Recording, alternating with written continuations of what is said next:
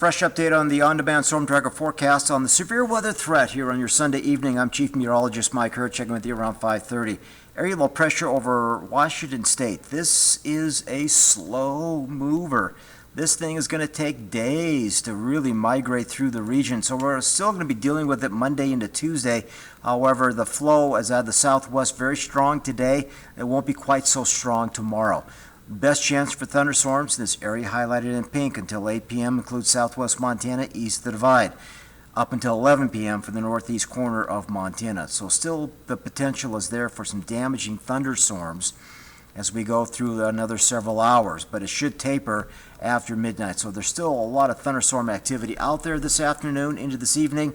But again, after sunset, I think the severe weather threat will pretty much diminish. Now, there still could be a few thunderstorms around 10:30 for the Butte area. They might be a little far, but however, we could see some gusty winds coming off of some of these decaying thunderstorms, which may slow the fireworks show down a little bit.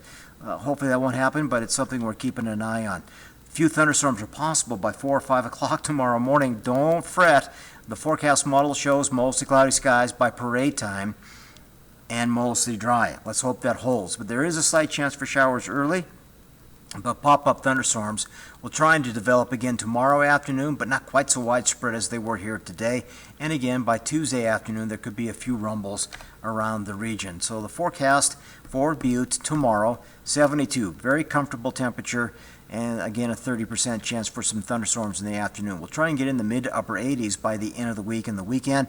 Bozeman, 50% chance for afternoon thunderstorms tomorrow, and a slight chance Tuesday, Wednesday, Thursday. Around 90, hot and dry by Friday and Saturday. In Dillon, thunderstorms isolated Monday, Tuesday, but hot and dry by the end of the week. And for West Yellowstone, we'll also give you a pretty decent stretch of weather with warmer temperatures by the end of the week with low probability of thunderstorm activity.